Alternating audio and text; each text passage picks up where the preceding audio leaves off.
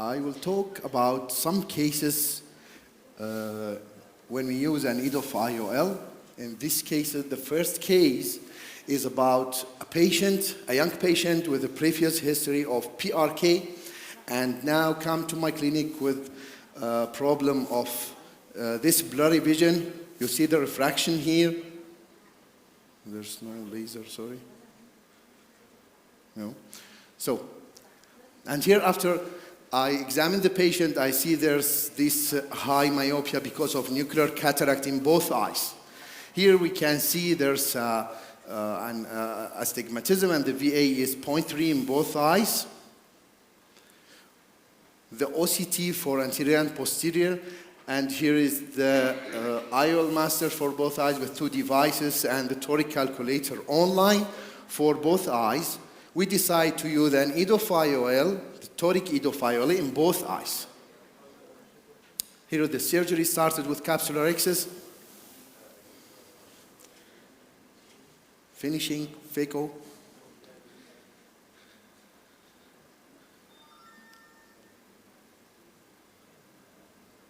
Then put the lens in the proper axis.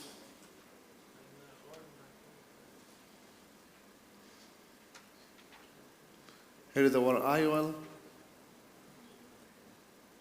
The challenging here is about the calculating of the IOL power that we should use in this patient, because this patient with a history of previous PRK, you can't use the regular calculator that we used before.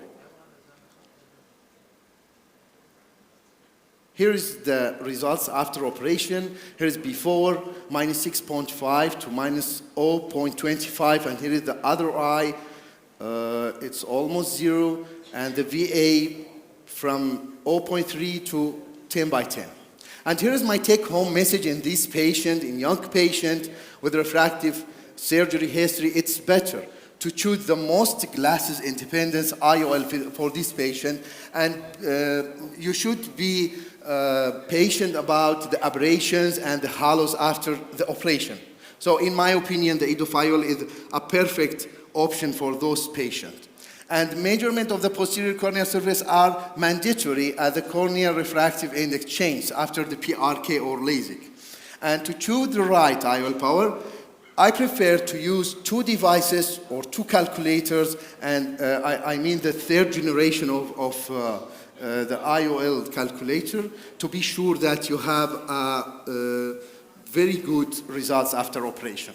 The second one, patient with LASIK surgery before, came from United Kingdom with history of retinal detachment, and this is an amblyopic eye. We see the right eye with -7.5 astigmatism in the right eye, and here it's 0.1. The VA, and we decide to use an EDOF toric IOL for this patient. Here is also our calculations. Here is the IOL master, the OCT, and the A-scan for both eyes. We see this patient, he is a high myopic patient. It's about 27 millimeter. And here is the calculator. We use here the very true K formula. I'm sorry about bad quality of the video. Anyway, we finished the phaco and put the lens, the toric lens on the axis, and here is, we see, I told the patient before that I can't make your astigmatism near to 0, but it will be less than you have now, and the astigmatism, like we see, it's -7.75 to -2, and the VA corrected to 0.5. The third one is an EDOF IOL when we use in traumatic cataract. This patient, he is a young patient, have a history of trauma before 3 months. Come to my clinic with this zonial dialysis. And here's when I examine the patient, I have this astigmatism. This is a corneal astigmatism. It's not from autorefractory, it's from keratometry. So this astigmatism is from cornea. I ask the patient if there's any history of glasses or if he knew any problem with his eyes before, but he denied everything. So I don't know if this astigmatism is before the trauma or this is the result of the trauma. And here is the IOL master and all my examinations. In this case, I try to start with a small capsular excess to be prepared for any options if I can't put my IOL in the back. I will go to 3-piece in the silkos and capture the optic in the back or any other options. So after I remove the cataract, you see here the dialysis. I use the capsular tension ring, the CTR in the back. You see here the dialysis start to disappear. Before I finish cleaning the back, I put my CTR to don't make more dialysis for the back. And here is the CTR in the back. There's no more dialysis now. I'm more confident to work with this bag and put my lens. I have just some difficulty to rotate the lens on the proper axis because it's a toric IOL. And here is after I finished on the proper axis, finishing the case. My take-home message in this case is in patient with the small zonose dialysis, CTR facilitates safe and successful cataract surgery by improving capsular back stability and centration that give the surgeon a chance to implant a premium IOLs. And always we say that you can use your CTR as early as you can to don't make more dialysis for your back, for your zonules, sorry. My last case is about toric IOL in high myopia with a big back.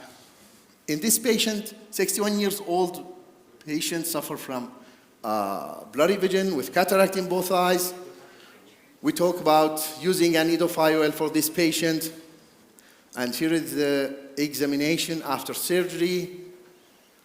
Here is, you see, we have a high astigmatism, and here is the white to white is 11.36.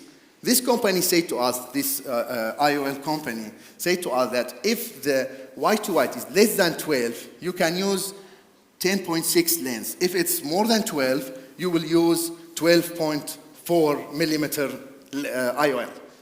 So I ordered the 10.8 millimeter lens because it's less than 10, but I have a history with the other eye that the lens keep rotating, and I try to fix the lens more than one time, and at the third time I put my CTR in the bag and suture it with the lens and fix the lens in the back.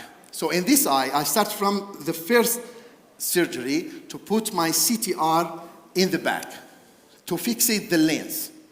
This is because it's toric lens, so we need a proper axis that should my lens be on this axis, starting with phacoemulsification. And at this time, I will start to put my IOL in the back, then put the CTR, it's I think 1311, put it under my IOL in the back, and then suturing this CTR with the haptic of my lens. This will give more stability and fix the lens on the proper axis that I need in a toric lens. This could work with any toric IOL, not just for IOL. After suturing, put my lens in the bag, and here is the CTR in the back. Check it's on the proper axis.